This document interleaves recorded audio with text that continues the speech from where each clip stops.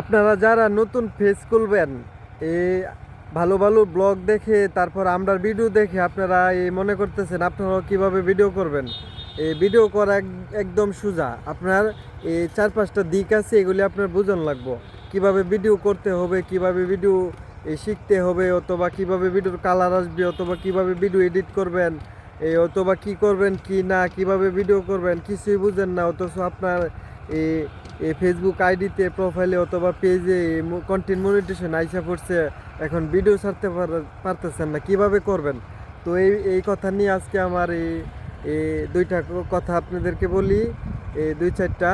প্রথম কথা হইলো কি, আপনারা আমি যেমন এই আমার পাশে কেউ নাই, আমি একা, কোনো ক্যামেরাম্যান নাই, আমি নিজেই এই যে ক্যামেরা ঘুরাচ্ছি, এই যে কথা বলতেছি, ভিডিও করতেছি, এটা 1 নম্বর কথা। আমার সাথে কেউ নাই, এই যে আমি একাই ব্লগ করতেছি, কথা বলতেছি। অবশ্যই কিন্তু ভিডিও ভালো লাগতেছে আপনাদের কাছে। প্রথম কথা হইলো ক্যামেরা মোবাইল হাতে নেবেন। হাতে নেওয়ার পরে কিংবা যদি মনে করেন আপনি নিজের ফেস দিয়ে ভিডিও করবেন, তাহলে নিজে হাতে মোবাইলটা রাখে পিছনের ক্যামেরা দিয়ে ঘুরে ফেলবেন, ঘুরে এবং দিকে কথা বলবেন। আর যদি মনে করেন না আমি নিজের চেহারা দেব না, উদা এই পিছর কিছু কথা বলবো, তাহলে আপনারা চাইলে পিছনের ক্যামেরাতে ভিডিও করতে পারবেন এইভাবে। এই যে আমি দেখাচ্ছি, এই যে দেখতেছেন, এই যে আমি এখন যেভাবে এই হাত নাড়ালাম, এই যে এইভাবে কথা বলতে পারেন। এই যে হ্যালো বন্ধুরা, এই দেখতেছেন একটি বালুর গাড়ি অনেক সুন্দর, এই যে যাইতেছে, এখান থেকে বালু লুট করছে, তো এখন যাবে বাস গাড়ি। আর আমি এখন অবস্থান করতেছি এই ভৈরব মানিকদি কুলিয়ারচরের এই কালী নদীর যে ব্রিজটা, এই ব্রিজের এ পাশে। তো এটা হলো মানিকদি, আর এটা হলো কুলিয়ারচর।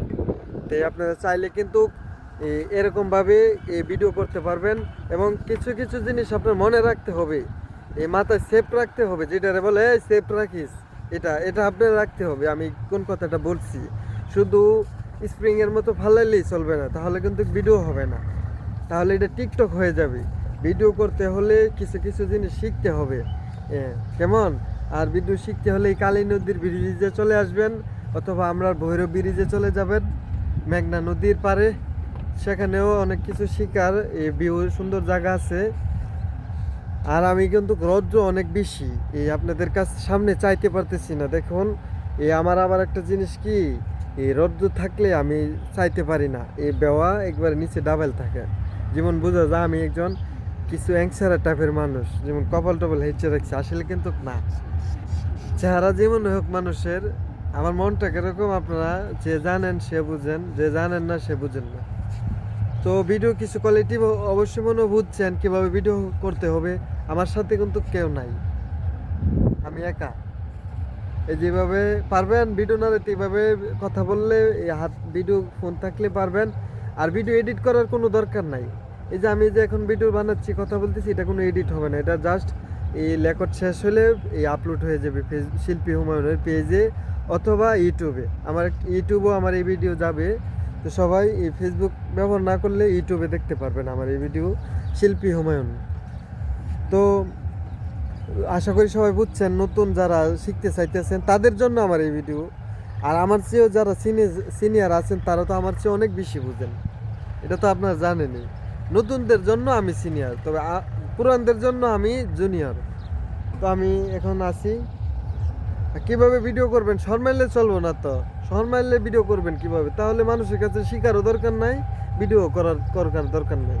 ভিডিও করতে হলে 1 নম্বরে শরম নিজের মধ্যে থাকার লাগবো না, কারণ আপনি করতেছেন আপনার কাজ, আমি করতেছি এখন আমার কাজ, ভালোবাসার কাজ। পাশের একজনে বালু বেলসা মারতেছে, একজনে ইট ভাঙতেছে, এটা তার কাজ, এটা আমার কাজ না। আমি করে চলে যাব আমার কাজ, তো সে করবে তার কাজ, এটা মাথায় রাখতে হবে। অবশ্যই সেভ রাখবেন, অবশ্যই সেভ রাখবেন। আর কথা কিভাবে বলতে হবে, ইনশাল্লাহ এই ভিডিওর মাধ্যমে কিছু বুঝছেন। আবারও বলে দেব না অন্য ভিডিওতে। ভালো থাকবেন সবাই।